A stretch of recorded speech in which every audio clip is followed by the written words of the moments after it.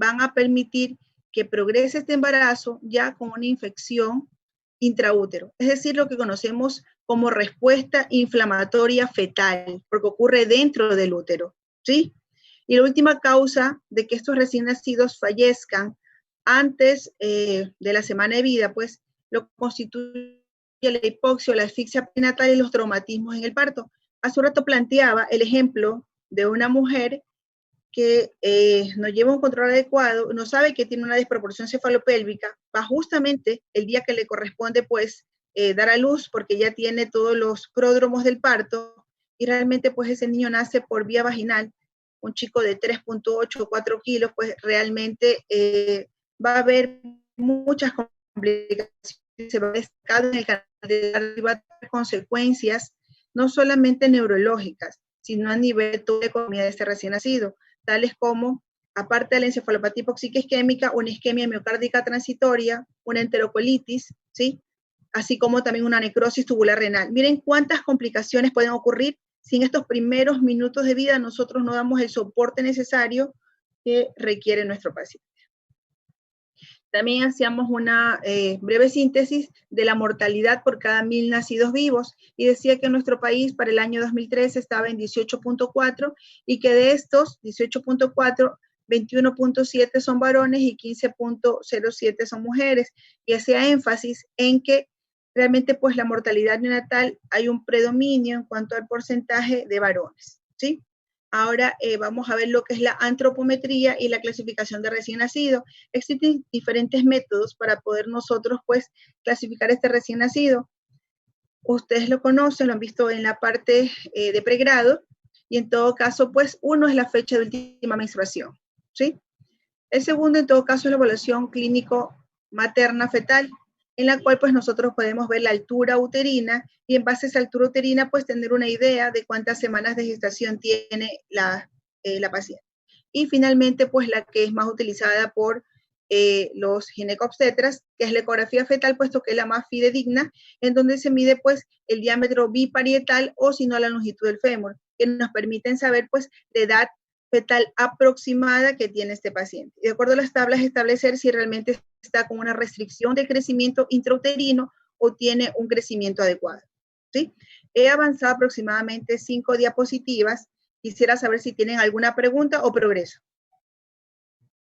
Los que están conectados, Jaime, Jorge, Faraché, ¿tienen alguna pregunta, por favor?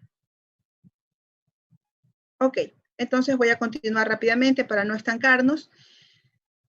Dentro de este grupo etario la historia clínica es muy importante y dentro de ello pues los antecedentes maternos, el control del embarazo, como les decía. Dentro de estos antecedentes maternos es muy importante identificar si hay también factores de riesgo. Por ejemplo, si es una madre con hipertensión durante el embarazo, si es una madre preeclámptica, si es una madre que tiene pues diabetes gestacional. Son factores que inciden de gran manera.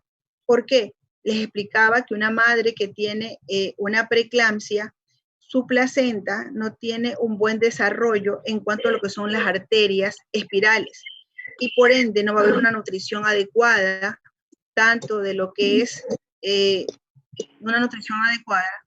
Por lo tanto, este paciente va a tener una restricción de crecimiento intrauterino. Entonces, muchas veces nos preguntamos por qué nació con esos percentiles tan bajos de crecimiento, tanto cefálico como longitudinal o de peso. La respuesta está en los antecedentes maternos, en que no hubo, en este caso, pues, un buen control de esa presión y por ende no hubo un buen aporte de nutrientes a este producto del embarazo o de la gestación.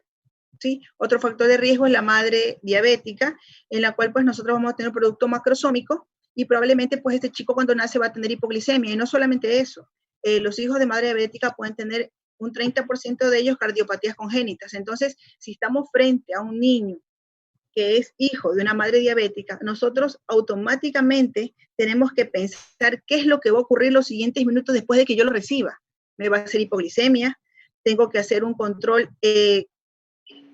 ecocardiográfico para poder determinar si realmente hay alguna alteración cardiológica, o ocultarlo, ¿sí? Para ver si no hay alguna alteración de ritmo. Entonces me estoy adelantando a lo que va a ocurrir. Ok, tengo que saber las características del nacimiento, ¿sí? Realmente fue si fue un parto, si fue cesárea, por qué razón fue la cesárea, determinar el Apgar. La vez anterior hablábamos de los valores del Apgar.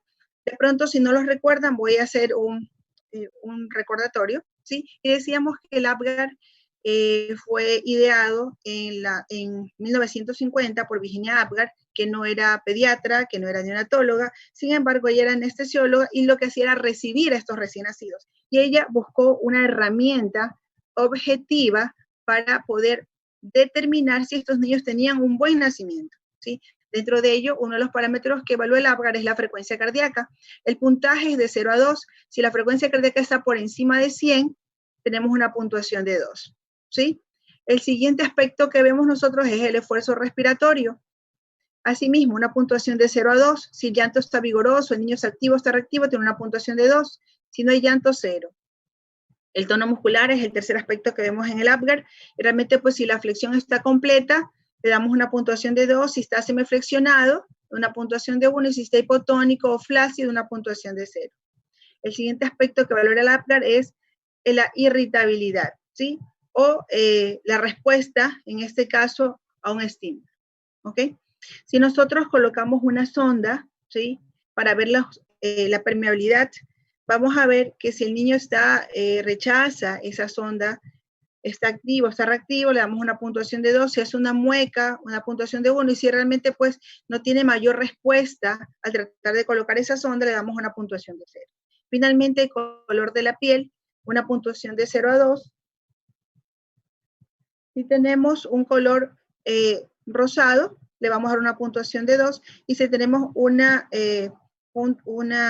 acrocianosis o un color semi-rosado, pues una puntuación de 1, y si está completamente cianótico, 0. Aquí nosotros podemos ver en la parte superior de nuestra diapositiva la puntuación del Apgar, ¿no? Si tenemos un puntaje entre 1 y 3, hablamos de una hipoxia severa, una hipoxia grave, que es la que generalmente ocurre en los niños que tienen cualquiera de los factores que yo les explicaba. Dentro de ellos, los traumatismos del parto, ¿sí? Pueden generar una hipoxia grave. Ok, si tenemos una puntuación de 4 a 6, es una hipoxia leve y tenemos menos secuelas, no solamente neurológicas, sino a nivel general. Y de 7 a 10 es el Apgar normal. Ok, en todo caso, pues a los recién nacidos nosotros los vamos a clasificar en pacientes pretérminos o prematuros, de término y postérmino. Prematuros los que son menos de 37 semanas, de término los que están entre 37 y 41 semanas, y los postérminos mayores de 41 semanas. Existen diferentes escalas para nosotros poder valorar adecuadamente la edad gestacional. Por eso tenemos la escala de Ballard y de Capurro, ¿sí? Dentro de ella, pues, nosotros vamos a poder evaluar tanto lo que es la madurez física como lo que es la madurez neurológica, ¿sí? Dentro de la madurez física, nosotros vamos a darnos cuenta de lo que es la piel, el anugo, los pliegues plantares, las mamilas, ¿sí? Lo que son el oído y los genitales tanto masculinos como femeninos, ¿sí? En todo caso, estas 6 características físicas nos van a permitir determinar si este paciente es un paciente pretérmino o es un paciente de término, ¿sí? Dentro de las características neurológicas, como ustedes pueden ver, tenemos la postura. Les decía que un paciente de término, como ustedes pueden ver en esta diapositiva con la puntuación de 4, es un paciente que está flexionado. Entonces, este es un paciente que probablemente sea de término de 38 o 40 semanas, ¿sí? Vamos a ver el ángulo que se forma con la flexura de la muñeca, ¿sí? En todo caso, si es de 90 grados, le damos una puntuación de 0, que es un paciente pues, prematuro probablemente, y si tenemos una flexión completa con 0 grados, hablamos de que es un chico de término, ¿sí? El ángulo que forma el codo, así como tenemos la flexura de las piernitas, asimismo, vamos a ver el ángulo que se forma entre el codo en las extremidades superiores, y si ese ángulo es menor de 30 grados, nos indica que también el paciente pues está de término. Si ese ángulo es mayor de 180 grados, probablemente estemos frente a un paciente pretérmino de 28, 30 semanas como máximo, ¿sí? El ángulo popliteo. Asimismo, si nosotros vemos que está en 90 grados, ¿sí?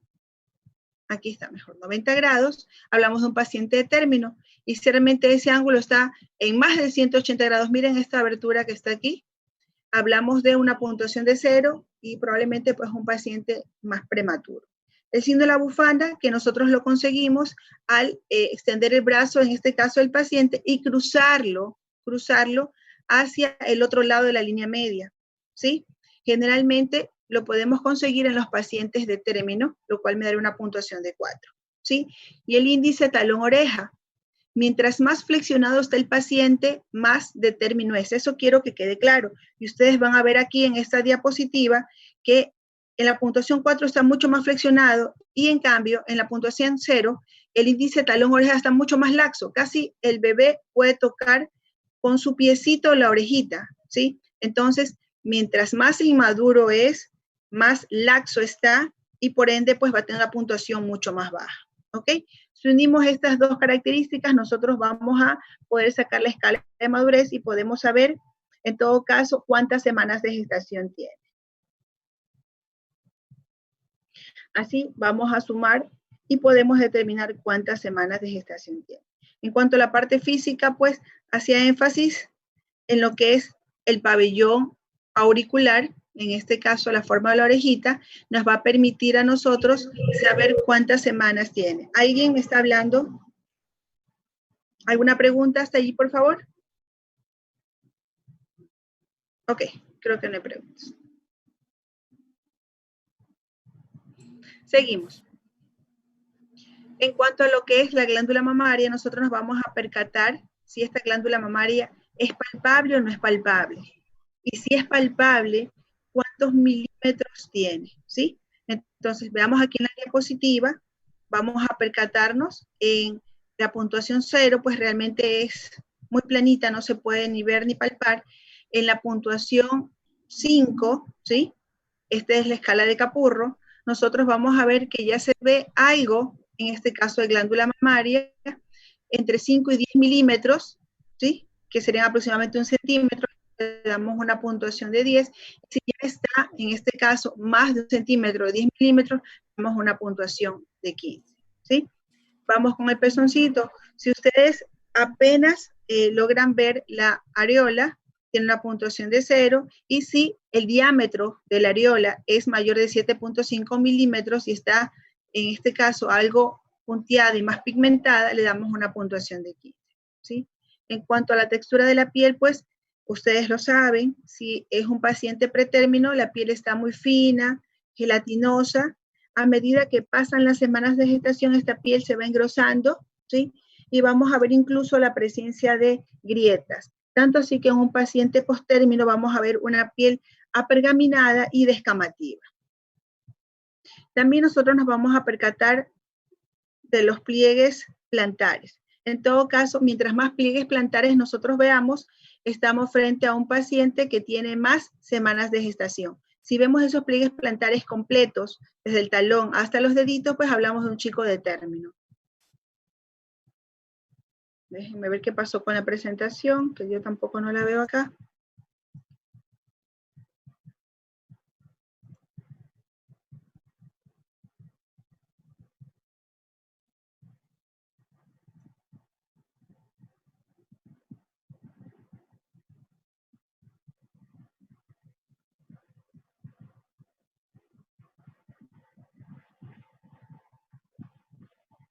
Aquí.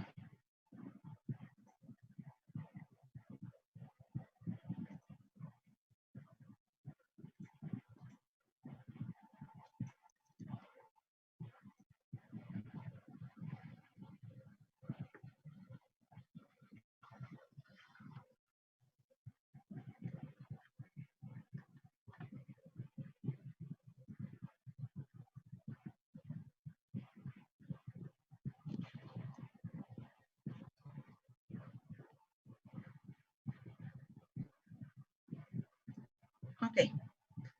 En todo caso, pues en cuanto a las medidas antropométricas, cuando hablamos de crecimiento y desarrollo, nosotros vamos a recordar que el peso promedio de un recién nacido ecuatoriano es de 2.500 gramos, es decir, 2.5 kilos, ¿sí? Y como tope, hasta 4 kilos. Ya vamos a ver los percentiles para poder saber si es un chico adecuado para la edad gestacional, pequeño para la edad gestacional o grande para la edad gestacional. En cuanto a la talla promedio oscila entre 47 y máximo 54 centímetros. El perímetro cefálico nosotros vamos a recordar que lo vamos a medir desde la parte más prominente de frontal hasta la parte más prominente de lo que es el occipucio, y con ello vamos a sacar el perímetro cefálico, ¿sí? De la parte más prominente, como está aquí en la diapositiva, hasta la parte más prominente del occipucio.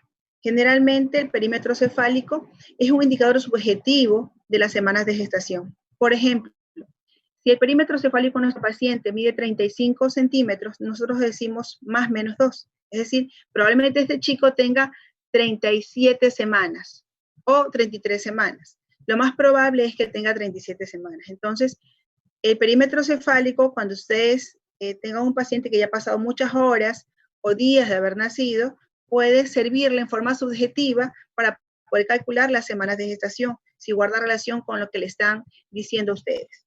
Insisto, si tiene un perímetro cefálico de 28 semanas más 2, diremos que es un paciente que está alrededor de 30 semanas. Les planteaba el ejemplo de 35 semanas más 2, es decir, que es un chico que está con 37 semanas. Espero que esto esté claro. Voy a seguir avanzando con las medidas antropométricas y lo que es el perímetro torácico o circunferencia torácica, ¿sí? Nosotros la vamos a tomar sobre lo que son las mamilas, ¿sí? Recordemos que el tórax de recién nacido es cilíndrico y en todo caso, pues, obedece generalmente a 1 o 2 centímetros menos de lo que es el perímetro cefálico. Y lo que es el perímetro abdominal, nosotros lo vamos a tomar por encima del cordón umbilical, ¿sí? Hasta 1 centímetro por encima del cordón umbilical será la circunferencia, en este caso, abdominal. Les decía que si un paciente tiene un peso inferior a 2.500 gramos, es un chico con bajo peso al nacer. Si tiene un peso entre 1.000 y 1.500 gramos, es un paciente que tiene muy bajo peso al nacer. Y si pesa, menos de 1 kilo, es un peso extremadamente bajo. Si tiene un peso superior a 4 kilos, hablamos de un chico macrosómico, ¿sí? Y en relación a esto, nosotros diremos que el paciente es adecuado para la edad gestacional si está entre percentil 10 y 90. Diremos que es pequeño para la edad gestacional si está por debajo del percentil 10. Y diremos que es grande para la edad gestacional si está por encima del percentil 90. ¿Ok? Entonces, aquí podemos ver las curvas de crecimiento. Existen muchas curvas de crecimiento denominadas Fenton, curvas de Fenton, para los recién nacidos pretérminos, ¿sí? Para los recién nacidos de término, por ejemplo, es la que estoy presentando ahorita, estoy mezclando tanto los pretérminos como de término. Ustedes lo que van a hacer es relacionar simplemente el peso de nuestro paciente. Es un chico que ha nacido, por ejemplo, de 37 semanas, ¿sí? Por eso lo pongo justamente en esta línea, 37 semanas, y si tiene un peso, en este caso, de 3 kilos, para graficarlo aquí, ¿sí? Estaré dentro del percentil 75, o sea, es adecuado para la edad gestacional. ¿Alguna pregunta con respecto a esto, por favor? Los que me están escuchando. Doctora. ¿Sí? Una pregunta. ¿Cuándo se le llama a un paciente, a un recién nacido, se lo llama inmaduro? ¿A qué semana de gestación?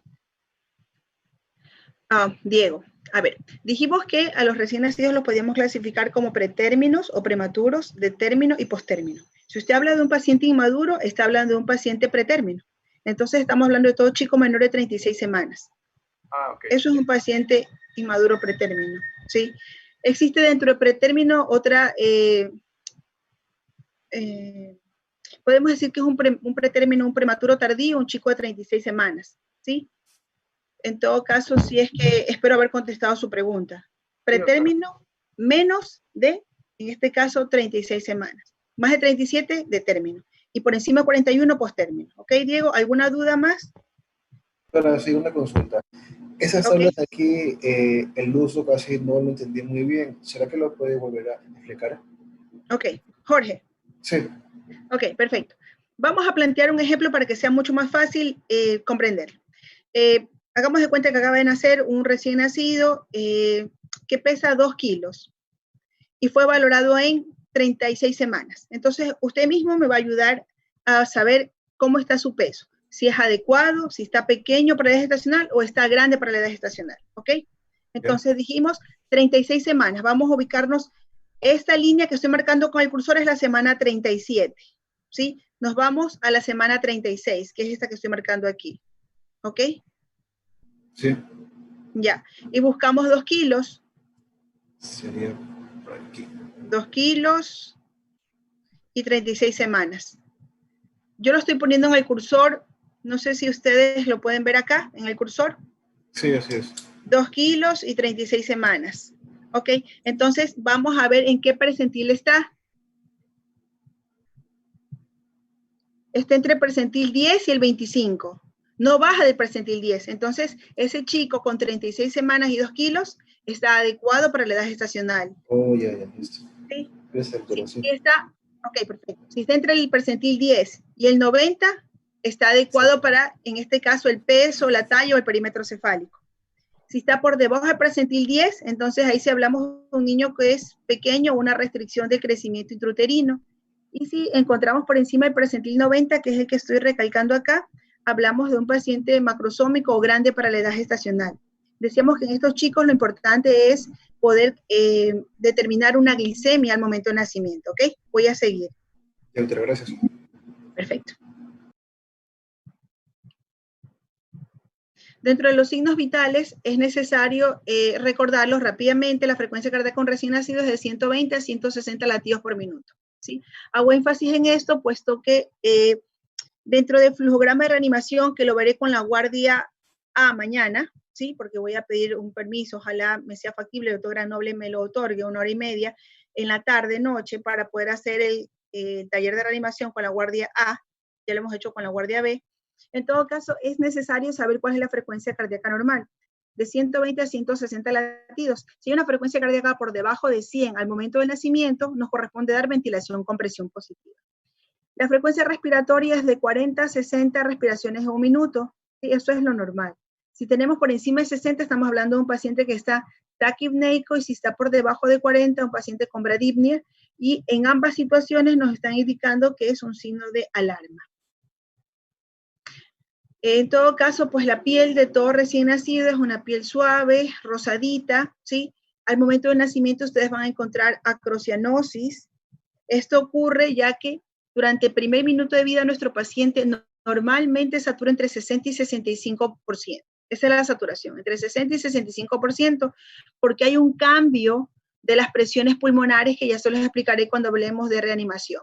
Al haber este cambio de las presiones pulmonares, poco a poco el paciente al minuto satura entre 60 y 65%. A los 5 minutos recién consigue saturar entre 80 y 85%.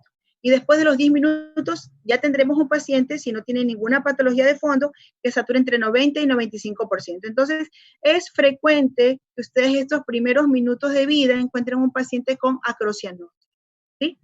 También otro hallazgo normal que tenemos en la piel de recién nacido es el unto sebáceo o vermis gaseoso, que realmente pues lo vamos a encontrar más en los pacientes pretérminos, ¿sí?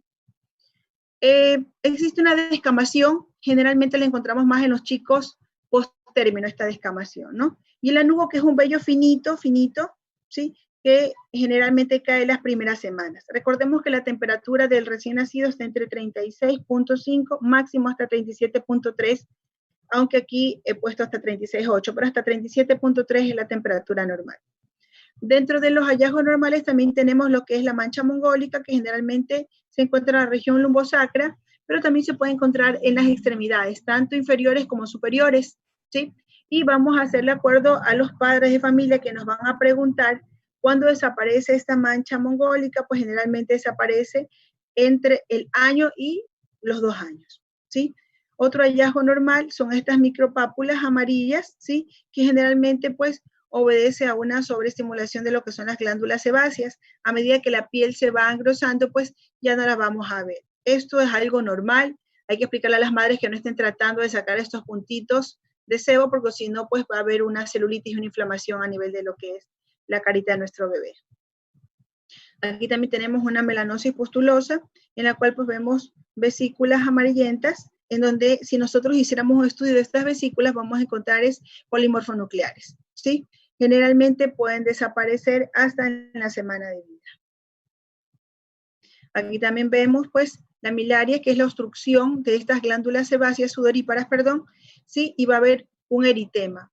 Esto se soluciona simplemente con el aseo de nuestro bebé, el baño diario, y utilizando un jabón que tenga un pH ácido. En este caso, pues, hay muchas marcas comerciales, no voy a decir ninguna marca comercial, no tengo preferencia por ninguna de ellas, pero lo importante es que sea un jabón que tenga un pH ácido para que mantenga la barrera o el manto ácido de la piel.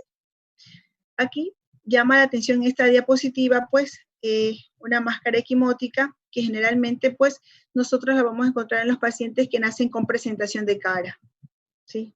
No nos asustemos por ello, es completamente moradita la carita, ¿ok?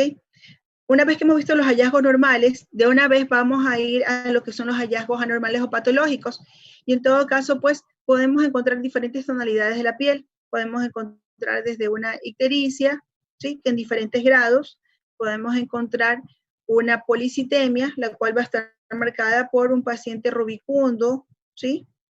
Podemos encontrar también una cianosis generalizada en un paciente que esté, pues, mal perfundido, con dificultad respiratoria, con una neumonía congnatal, ¿sí? O que tenga una cardiopatía congénita, ¿ok? Una palidez generalizada en un paciente hipotérmico, un paciente en shock, o un paciente hipovolémico. Y un tinte verdoso, ¿sí? Generalmente cuando tenemos un paciente meconiado o tenemos un paciente que ha estado con muchos días de nutrición parenteral y esto puede generar colestasis, entonces vamos a tener un paciente con una ictericia verdínica, ¿sí? Insisto, esto puede ser generado por la nutrición parenteral. Seguimos con nuestro paciente. Vamos a ver el estudio que nosotros hacemos, el examen físico desde la cabeza hasta los pies. Vamos a notar, ¿sí?, que esta cabecita, pues, tiene una parte muy prominente, que es el occipucio, y vamos a encontrar dos aberturas. Una que está en la parte superior, que es la fontanela anterior, y otra que está hacia el occipucio, que es la fontanela posterior. Esta fontanela anterior, también denominada bregmática, tiene una forma de rombo, como ustedes pueden ver aquí. Generalmente mide 1 por 4, ¿sí?, en su diámetro mayor y hasta 2 centímetros en su diámetro menor. Como decía, cierra generalmente entre los 9 y los 18 meses, es decir, hasta el año y medio, nosotros vamos a encontrar esta fontanela anterior, ¿ok? Vamos a recordar que se une o se forma a través de lo que es la sutura metópica, la sutura coronaria y la sutura sagital. Por la unión de estas suturas es que se forma la fontanela anterior, ¿sí? Vamos hacia abajo y vamos a encontrar la fontanela posterior, que generalmente, pues, tiene una forma triangular, como ustedes pueden ver aquí en la diapositiva. Pueden medir 1 centímetro o menos de 1 centímetro. Generalmente las madres no la notan mucho, más se percatan de la fontanela anterior y desaparece alrededor de los 2 meses. Dentro de los hallazgos normales, nosotros también podemos encontrar un cabalgamiento de las suturas, ¿sí? Generalmente esto ocurre en los pacientes pretérminos, hay un cabalgamiento, ¿sí? Otro hallazgo no considerado normal, pero sí producto de un parto distóxico, de un parto complicado, lo puede ser el caput sucedáneo, ¿sí? Aquí ustedes ven un paciente con un caput sucedáneo. Si hiciéramos un corte, pudiéramos observar que esta acumulación de sangre, que este hematoma, es una colección que se encuentra entre el cuero cabelludo y lo que es el periósteo. Es importante recalcar que no está respetando las suturas, ustedes pueden ver aquí, no respeta las suturas, ¿sí? Se reabsorbe, perdón, de manera espontánea, generalmente hasta el día 7 o 15 de vida, dependiendo del tamaño que tenga. Como yo siempre digo, hay que estar un paso adelante de lo que estamos presenciando. Ustedes tienen que razonarlo así. Si hay una colección de sangre, sea un caput sucedáneo, sea un cefalomatoma, este paciente en las siguientes 24 o 48 horas se va a poner ictérico.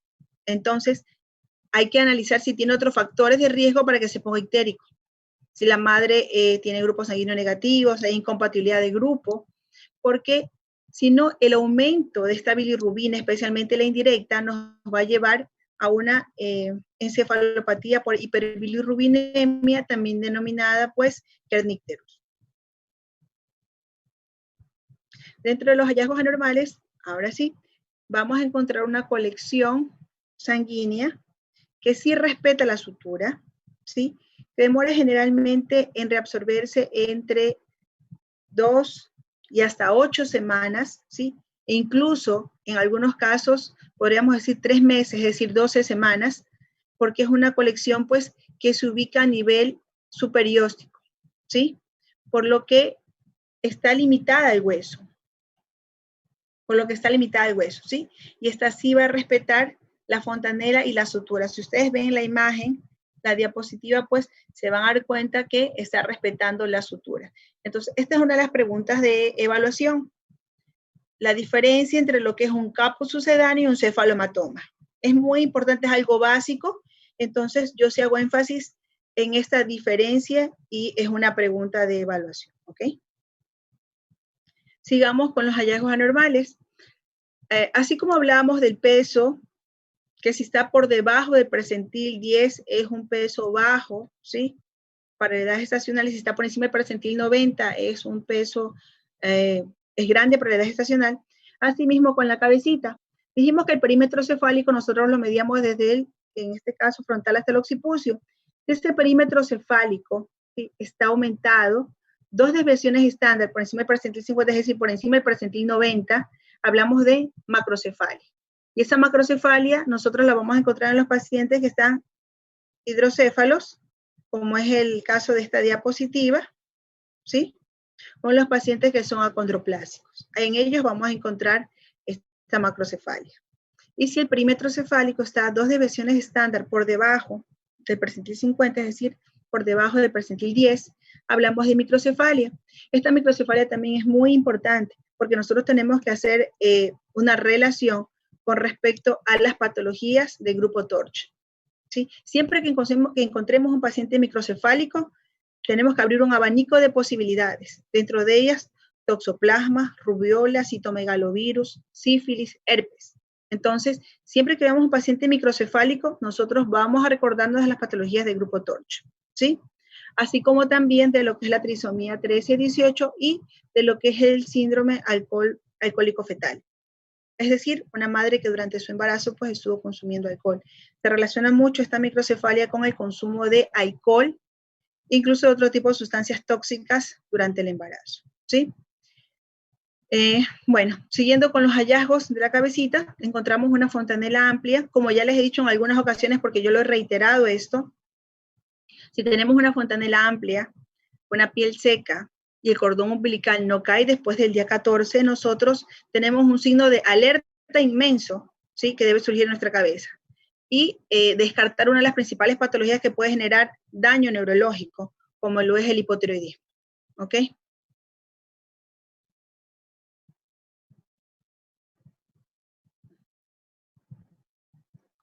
Ok. En todo caso, pues, dentro de los hallazgos anormales, nos preocupa el cierre prematuro de las suturas, ¿sí? Porque esto, pues, puede traer como consecuencia un mal desarrollo neurológico para nuestro paciente. En todo caso, esta patología se denomina craneosinostosis, ¿sí? Y ese cierre prematuro de las suturas, pues, puede obedecer también a cambios en la forma de la cabecita, ¿sí? Y así nosotros vamos a tener una cabeza que tiene una apariencia, pues, puntiaguda, ¿sí?, por el cierre prematuro de la sutura metópica, lo cual se llama trigonocefalia, ¿sí? Si tenemos el cierre prematuro de la sutura coronal o metópica, vamos a tener una braquicefalia en la cual, pues, la cabecita va a tener una forma como más redondeada, ¿sí? Si tenemos el cierre unilateral de la sutura coronal, vamos a tener una plagicefalia, ¿sí?, que es el abultamiento más de un lado que del otro, ¿sí? Está más plano de un lado y el otro más abombado. Si lo queremos así para fines prácticos, lo pueden observar en la diapositiva, ¿sí?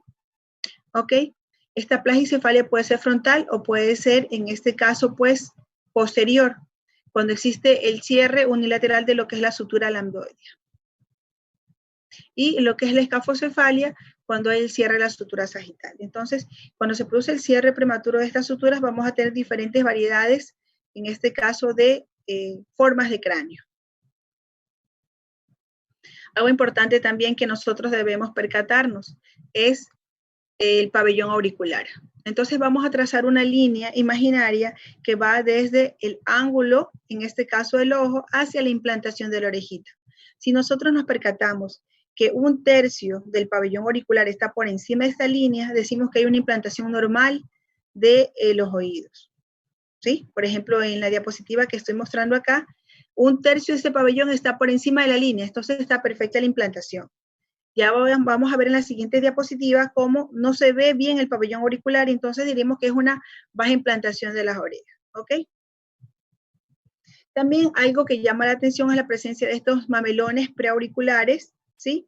O una fosita, como ustedes pueden ver aquí, preauricular, lo cual nos hace pensar en patologías renales. ¿Por qué? Porque como ustedes ven aquí en la diapositiva, son estructuras que vienen de las mismas hojas embrionarias. Entonces, si hay alteraciones, en este caso auditivas, puede haber la probabilidad de que existan alteraciones renales, y por ende nosotros, para descartar algún tipo de malformación renal, lo que hacemos es una ecografía para descartar completamente esta probabilidad. ¿Ok? Aquí nosotros estamos viendo un paciente con baja implantación. Se dan cuenta, hemos trazado la línea, como estoy explicando, desde el ángulo del ojo hacia la base de la orejita, y si ven que no hay, ninguna parte del pabellón auricular, no se observa parte del pabellón auricular, ¿sí? Entonces, esta baja implantación de las orejitas también lo vamos a encontrar en ciertas cromosomopatías, como son las trisomías 13, 18 y 21, ¿sí? En el síndrome de Turner y en el de Treacher-Collins. En cuanto a la carita, pues realmente, generalmente estos niños, cuando nosotros los recibimos, están con los ojitos cerrados, hay un edema palpebral que no nos permite ver lo que es la córnea, ver el iris, ¿sí? Pero a medida que van pasando las horas, va disminuyendo este edema y nosotros nos podemos percatar de muchas patologías que pueden ocurrir en los ojitos, ¿sí? Dentro de ello, pues, nosotros podemos descartar que no haya cataratas, ¿sí? Que esté completo su iris, que no haya la presencia de colobomas, ¿sí? O algún tipo de opacidad en la córnea. Esto se relacionaría a muchos síndromes, dentro de ellos el síndrome de rubiola congénita, en el cual pues se presentan alteraciones a nivel de lo que es la córnea, se opacifica. Lo mismo en las patologías como por ejemplo toxoplasmosis, ¿sí? Ok. La nariz de este recién nacido, del que nos toca revisar, pues es pequeña, es poco prominente, ¿sí? Realmente la respiración de recién nacido es nasal. Aquí vamos a ver pues su boca. Hay algunos chicos que pueden nacer incluso hasta con dientes, ¿sí? En todo caso, pues, no hay tanta relación entre la presencia de dientes y algún tipo de malformación. Puede haberla, pero no es tanta la relación. Ok, voy mucho más rápido. Les decía que debemos percatarnos en los ojitos porque puede haber opacificación de la córnea, ¿sí? Y dentro de la boquita, pues aquí ustedes pueden ver patologías como es el labio y el paladar hendido, ¿sí? Estos niños requieren pues mucho cuidado durante la alimentación porque puede haber una broncoaspiración y esto generar un fallecimiento. Bueno, el cuello es cortito de los recién nacidos, ¿sí? Hay que percatarnos si no tienen masas, ¿sí? O pliegues anormales. Dentro de ello, pues, pliegues anormales redundantes los encontramos en el síndrome de Turner y en lo que es el síndrome de Down. ¿Qué notan ustedes aquí en esta diapositiva? Recuerdan que hablamos de una baja implantación de las orejas. Tracemos la línea imaginaria entre el ángulo y la base del pabellón, ¿sí? Es más, si la trazamos, ni siquiera el pabellón auricular llega hacia la línea que estamos trazando, ¿sí? Entonces, esta es una baja implantación de las orejitas. Y como les decía, dentro del cuello también tenemos que percatarnos si la cabeza está inclinada a un lado o al otro para descartar, pues,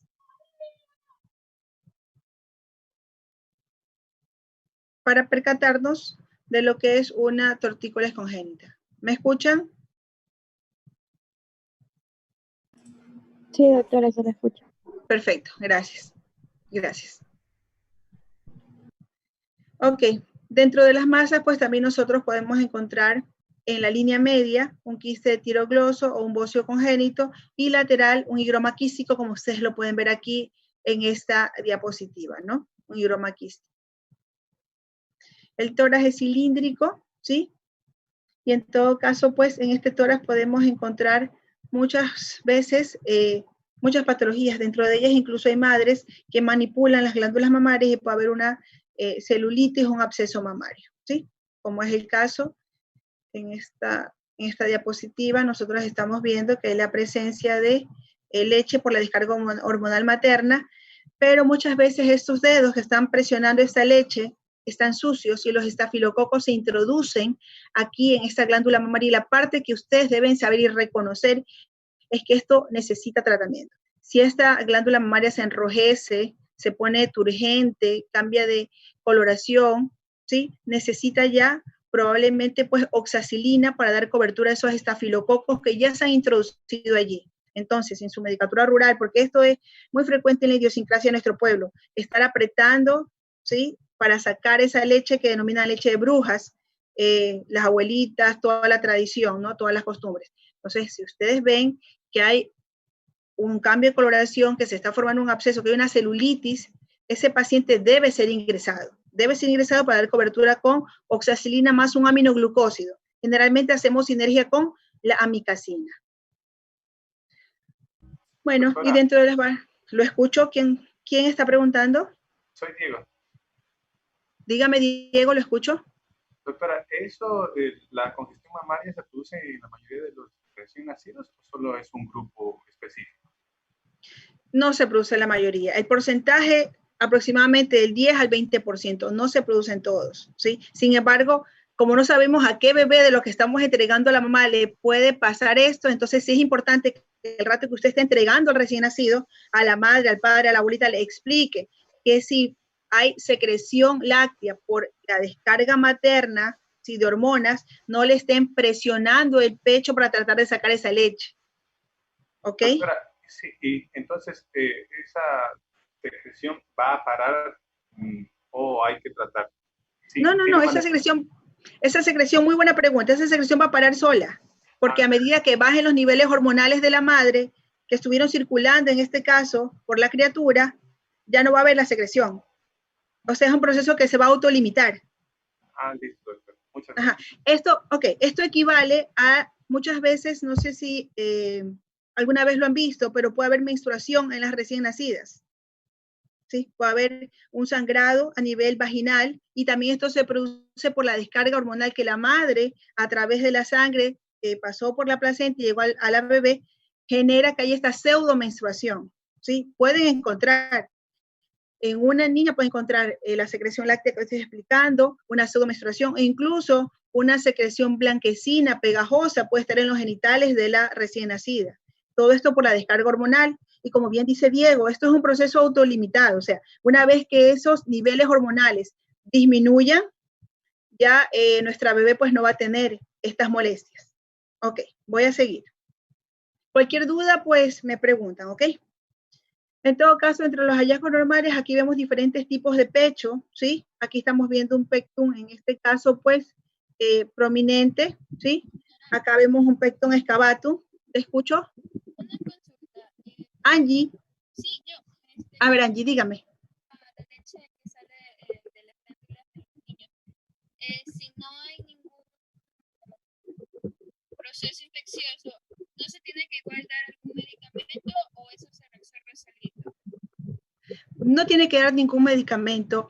Solamente daríamos en este caso la oxacilina que estoy explicando en el momento que usted vea que está eritematosa la área del pecho del bebé, o que ya se está formando un absceso. Ahí usted decide el ingreso y utilizar en este caso oxacilina y amicacina, que es el aminoglucósido que generalmente con el que hacemos sinergia. Pero si no hay ningún signo de celulitis o de inflamación, mi estimada Angie, usted no tiene que dar ninguna medicación. Esto solo se va a limitar, no tiene que dar absolutamente nada. Sí, y explicarle a la mamá que no debe manipularle. El pecho cilíndrico, esa parte no le entendí si es normal o eso ya es patológico. No le comprendo ahorita bien, le escucho muy lejos. El pecho cilíndrico, ¿ahí sí me escucha? Sí, ahí le escucha mejor, dígame. Ya, con respecto al pecho cilíndrico, esa parte no la entendí muy bien, la verdad. Ya, el tórax de todo recién nacido es cilíndrico. Es normal que sea cilíndrico. Siempre lo va a encontrar cilíndrico. Pero hay variedades anatómicas, ¿sí? Puede ser cilíndrico, pero como le estoy presentando ahorita en esta diapositiva, es cilíndrico, pero puede estar excavado, porque el apéndice cifoides está para adentro. Entonces, esto es una variedad anatómica, ¿sí? Que puede hacer pensar que el paciente está con dificultad respiratoria. Pero en todo caso, usted no se va a dejar guiar solamente por ese pectum excavatum, tiene que evaluar los otros signos del Silberman para poder identificar si realmente el paciente está o no con dificultad respiratoria. En síntesis, normalmente el tórax del recién nacido es cilíndrico, ¿sí? Correcto. Y existen variedades anatómicas como las que estoy presentando ahorita. Dentro de esas variedades, el pectum excavatum es una variedad. Este de acá es pectum en quilla, ¿sí? Que está sobresalido como pecho de paloma, que así le podemos identificar, es otra variedad anatómica que no tendría repercusión. No sé si ahí me está escuchando y se me entendió. Angie. Sí, ya lo entendí. Ok, Angie, muchas gracias. Gracias. Ok. En todo caso, también existen otras variedades que sí son anormales. En todo caso, pues, como ustedes van a observar aquí, unos pezones muy separados, ¿sí? Esto generalmente lo vamos a encontrar en el síndrome de Turner, ¿ok? Un tórax muy pequeño por una hipoplasia pulmonar. Vamos con el abdomen. Aquí en el abdomen vamos a encontrar algunas variedades. Así como el tórax es cilíndrico, el abdomen generalmente los recién nacidos es globuloso. Y podemos encontrar una diástasis de los músculos rectos del abdomen, ¿sí? Vamos a encontrar una diástasis, puede estar entreabiertos. Ok. También es normal encontrar un hígado grande, no hepatomegalia, pero sí un hígado grande, ¿sí? De 2 a 3 centímetros por debajo del reborde costal. Eso es normal. Pero si ese hígado ya excede esos 2 o 3 centímetros, 4, 5, 6 centímetros, enseguida nosotros analizamos patologías del grupo TORCH. Siempre microcefalia, ¿sí? En este caso que ya expliqué, microcefalia, hepatomegalia o esplenomegalia, nos hacen pensar en cualquiera de las patologías del grupo TORCH. Entiéndase, toxoplasma, rubiola, citomegalovirus, herpes o sífilis, ¿sí? Ok. Seguimos. Dentro de ese abdomen vamos a encontrar el cordón umbilical. El cordón umbilical, como ustedes saben, se encuentra en todo caso, pues, cubierto por lo que es la gelatina de Wharton. Está formado por una vena, ¿sí? Y 2 arterias, ¿sí? Generalmente la vena ustedes la van a encontrar sobre las 12, ¿sí? Si cogen ese cordón umbilical va a estar aquí en las 12. Y las 2 arterias umbilicales, pues, están hacia abajo, ¿sí? Aquí están, pues, los vasos umbilicales. Dentro de los hallazgos anormales, ahorita vamos a la patología anormal, a las alteraciones que puede haber en este recién nacido a nivel abdominal, ¿sí?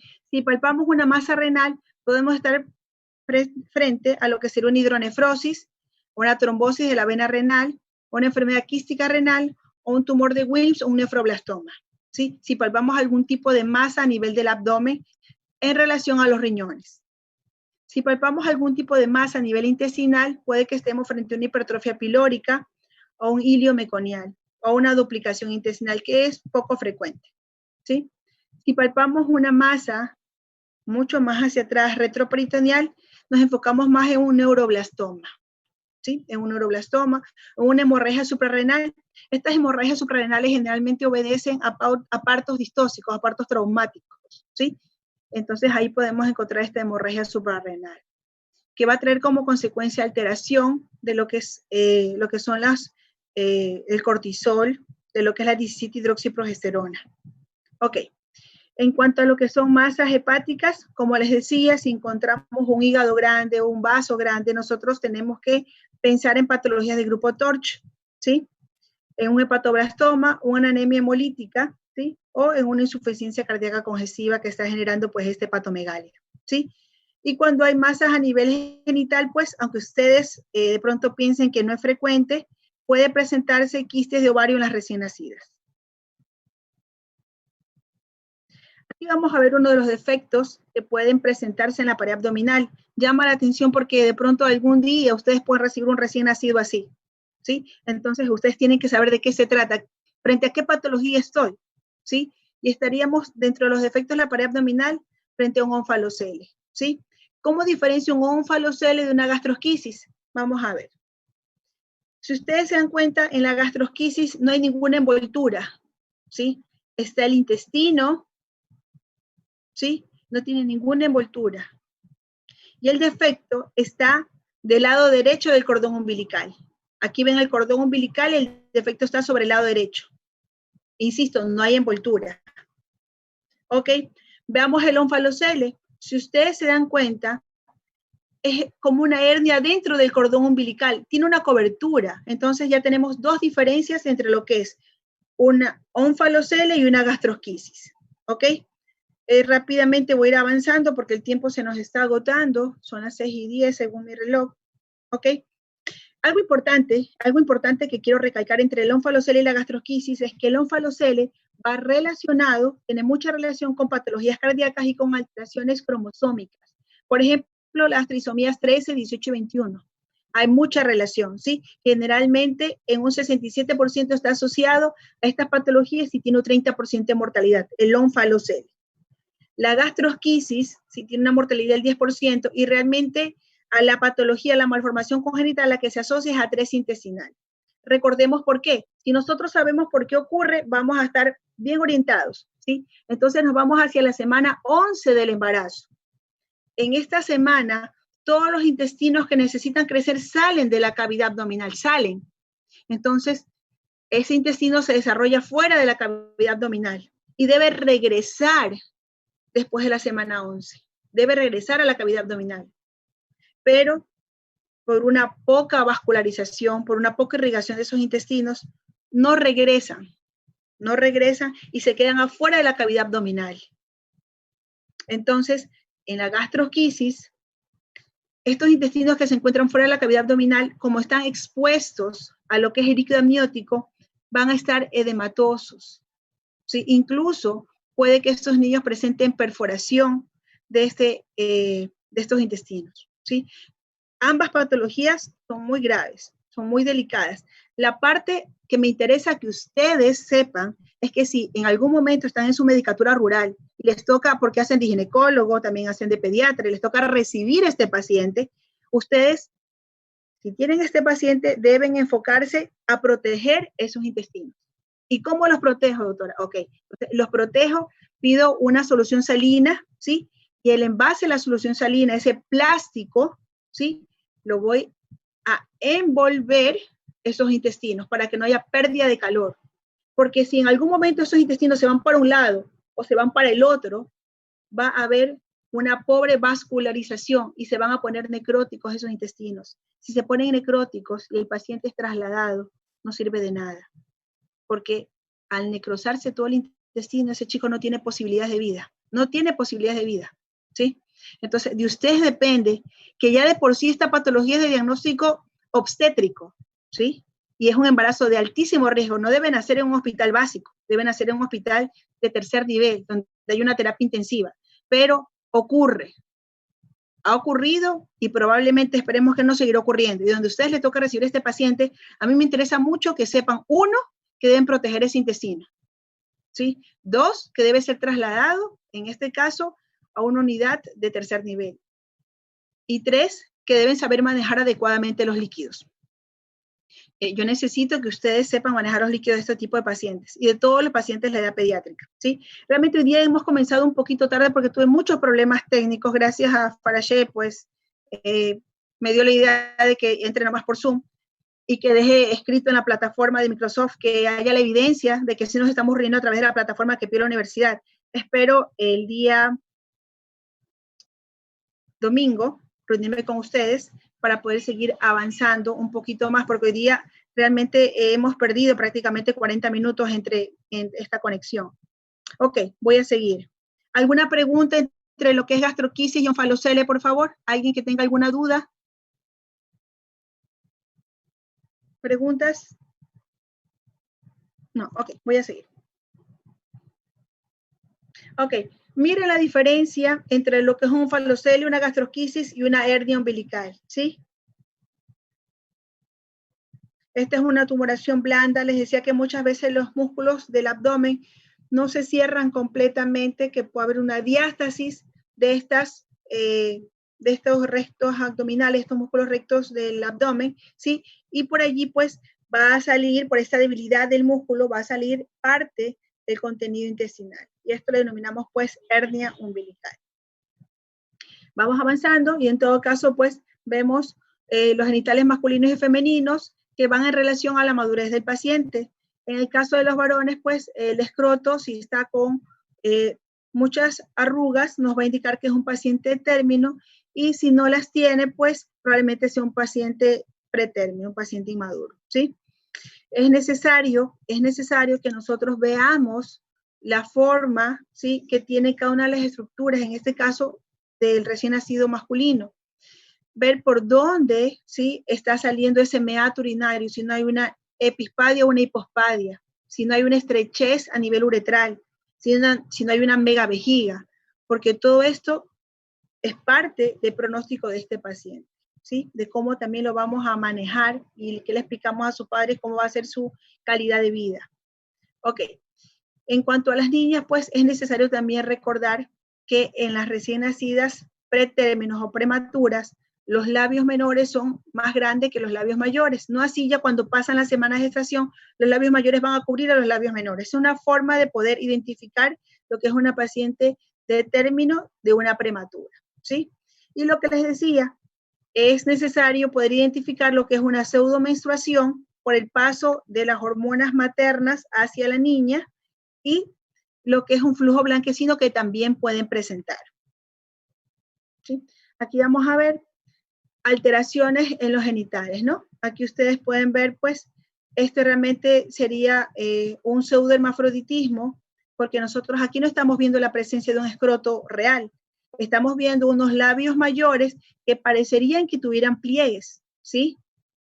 Entonces, hasta nosotros no poder hacer una ecografía y poder establecer si aquí hay testículos o no, o hacer una ecografía abdominal y ver si hay la presencia de ovarios y hacer un cariotipo, nosotros todavía no podemos explicar a este padre, a esta madre, pues realmente si es un niño o una niña, ¿sí? Entonces, es muy importante cuando existen este tipo de alteraciones a nivel genital, establecer una ecografía abdominal de los genitales y el cariotipo, ¿sí?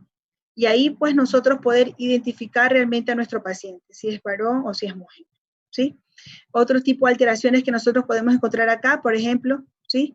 Si ven la presencia de un micropene, ¿sí? Acá hay un hidrocele. El tratamiento en este caso, el hidrocele, es pues hacer un pequeño puente, ¿sí? Con un pañalito para que poco a poco este líquido sea reabsorbido, ¿ok? O en el caso de este recién nacido acá hay una fimosis, hay que explicar a la madre la importancia del aseo diario y poco a poco aplicar una crema en a este nivel para que el tejido se vaya haciendo mucho más laxo y vaya cediendo.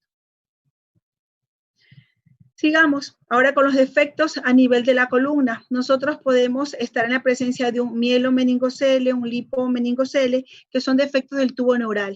Es importante explicar a estos padres que van a haber muchas secuelas, muchas consecuencias a nivel neurológico, ¿sí? Por ejemplo, estos chicos, en el 50% de ellos, muchas veces no podrán caminar, ¿sí? No van a regular sus esfínteres, ni lo que es orina, ni lo que son heces fecales. Entonces, es necesario explicarle a los padres las consecuencias de estos defectos del tubo neural, de en este caso, mielomeningocele, ¿sí? ¿Alguna pregunta antes de entrar a neurológico? ¿Alguna pregunta, alguna duda?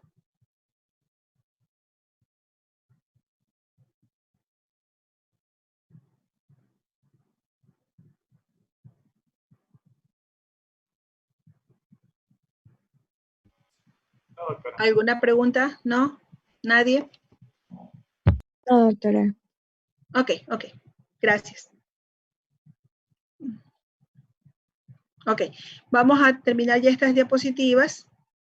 Déjenme poner acá menos pantallita. Ok, ahí. Y en todo caso, dentro del examen neurológico, tenemos nosotros los reflejos arcaicos. Estos reflejos desaparecen generalmente entre el cuarto y el sexto mes de vida. Dentro de los reflejos arcaicos, nosotros vamos a encontrar el reflejo de, en este caso, succión, el de búsqueda, ¿sí? Y estos los vamos a poder explorar muy fácilmente después de las 24 o 48 horas de vida, ¿sí? El reflejo de Moro, que ustedes lo pueden encontrar haciendo una palmada, un ruido fuerte, y la respuesta que tenemos del paciente es la apertura y el cierre, ¿sí?, de las extremidades, en este caso superiores. Ese es un Moro positivo y nos indica que nuestro paciente, pues, neurológicamente está respondiendo, ¿no? La siguiente presentación es lo de nutrición y lo de lactancia. A mí siempre me gusta ser muy democrática y reconozco que perdimos algún tiempo en la conexión. ¿Se sienten agotados o prefieren reunirse el día domingo nuevamente conmigo para poder avanzar? Doctora, yo tengo una pregunta. Claro que sí. ¿Quién me está preguntando? Diego. Diego, dígame, lo escucho, Diego. Acerca del reflejo del moro, bueno, usted dice que es con un ruido fuerte. También una doctora de pediatría me enseñó que también es tirándolos y dejándolos caer, tirando brazos. ¿Es el mismo o no?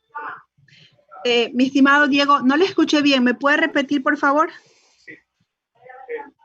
Mi doctora de pediatría nos enseñó que este reflejo también podría dárselo al estirarse al paciente hacia arriba y dejándolo y soltándolo. Y hacía un reflejo de aprensión de cerrar los brazos. Sí, está bien, es correcto.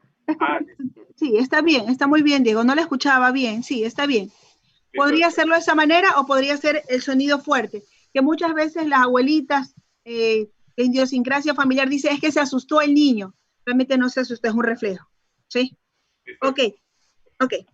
Les preguntaba a todos si es que quieren continuar o prefieren descansar y nos volvemos a reunir el día domingo con lo que falta, porque falta realmente la mitad de la presentación en otras diapositivas.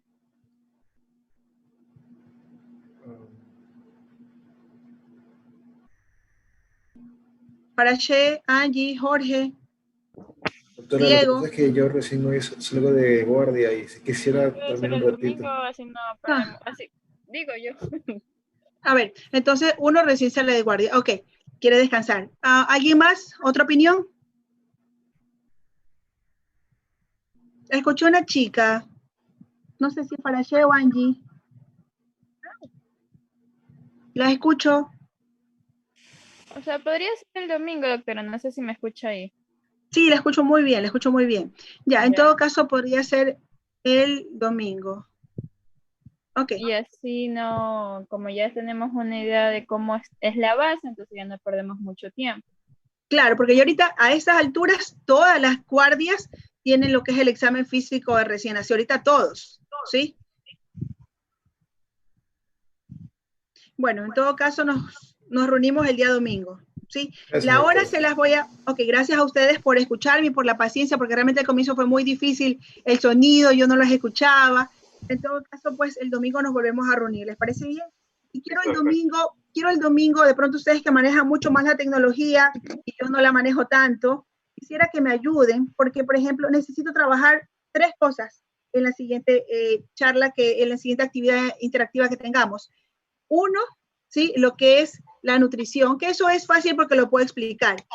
Pero en lo que es desarrollo, necesito un tablero. Yo incluso tenía acá una pizarra para poderles explicar, pero no sé si vaya a ser tan fácil, porque en esta pizarra yo quiero explicarle cómo sacar las fórmulas para que ustedes puedan saber cuál es el peso adecuado que tiene un chico, por ejemplo, a los 6 meses, al año, a los 10 años, pero eso es algo más interactivo, ¿me entienden? Entonces no sé si de pronto, yo he visto pizarra aquí en el tablero, pero he visto pizarra en el tablero de Microsoft, pero no sé si en el de Zoom haya pizarra para poder explicar. Y lo tercero, que también necesito pizarra, es para explicar la cantidad de líquidos, cómo vamos a manejar los líquidos en un niño recién nacido, en un niño que tiene un peso menor de 10 kilos, en el que tiene peso mayor de 10 kilos y que tiene un peso mayor de 20 kilos. Entonces, sí necesito que me ayuden con eso, porque realmente, bueno, ahorita realmente Parache me ayudó con esto de, sabe que ponga en el Microsoft que sí estamos reunidos y salga si vaya a Zoom, porque si no, no hay la constancia. Ahora, necesito una pizarra, no sé si virtual, si ustedes me pueden decir si hay aquí en Microsoft o si hay en Zoom, para poder explicar esas clases que son mucho más prácticas, o sea, no simplemente hablarlas, sino explicar cómo calcular, en este caso, los líquidos y cómo calcular el peso y la talla que tendrá que tener de acuerdo al desarrollo. ¿Sí me entienden? Los que me estén escuchando. Sí. ¿Cómo podríamos hacer eso? ¿Ustedes saben cómo manejar esa pizarra? Veo que hay pizarra aquí. ¿Sí hay pizarra? Doctora, en la pantalla a usted le sale un lapicero y ahí usted puede dibujar y escribir. Ahorita. Voy a escribir cualquier cosa. Sí. Farache, usted que me está ayudando. Bueno, todos me están escuchando y eso es importante. Eso también me gratifica saber que sí me han escuchado. Yo aquí tengo el lápiz. Aquí. Allá. Ya. ¿Y qué? Sí, con eso usted puede escribir, cualquiera, incluso nosotros podemos responder si usted desea, así como para que vea que están todos atentos, o sea, escribiendo también. Ya, perfecto. Ya, pero por ejemplo aquí, ¿en qué pizarra escribiría? ¿Escribiría en una diapositiva mía mismo? Así. Sí, podría dejar, Farache. o sea, activado ¿Ya? o sea, ponga una diapositiva en un color, solo Ya, sin nada, y ahí puede escribir, ya, supongo. perfecto. Supone, bueno, voy a practicarlo para poderles explicarlo mejor, porque lo que siempre digo, o sea, mi idea es que ustedes en estas 10 semanas que pasan Flash, aprovechen lo mejor posible, ¿sí? Porque van a ver cosas que de pronto en otro momento no lo van a ver, y si alguien les pregunta, ustedes saben lo que es una gastroquisis, saben lo que es un falocele, pueden diferenciarlo con, en este caso, una hernia, y lo mismo baja implantación de la oreja, que son muchas cosas importantes que deben saber. Ok, en todo caso, para no estresarlos más, muchas gracias por su atención, gracias por Doctora, escucharme. Dígame, ¿lo escucho? ¿Con quién? disculpe, soy ese Jorge. Una cosita, ¿será que puede poner para que las clases como que se guarden? Para que los chicos que están pues en guardia puedan verla pues después y así no se pierdan. Ya, Jorge, como le dije a Frache, o sea, para mí esta plataforma es nueva, o sea, no Sí, sé todavía lo que cómo pasa es que grabarlo. cuando usted mueve el mouse, en la parte de abajo dice, creo que es ¿Otro remoto? record, Alt R. Entonces creo que ahí usted a lo que da clic como que graba todo. No, no la veo. ¿En Zoom o en Microsoft? ¿En Zoom mismo? Creo que en ambos, de hecho, tanto en Zoom como en Teams. Pero mejor fuera pues en Zoom para que puedan ver también las diapos. ¿Aló? Sí, ¿aló? Ya. ¿En dónde encuentro eso? ¿En Zoom o en Microsoft? En Zoom En Zoom. Ya. dice, está como participantes, chat, share screen, y al lado dice,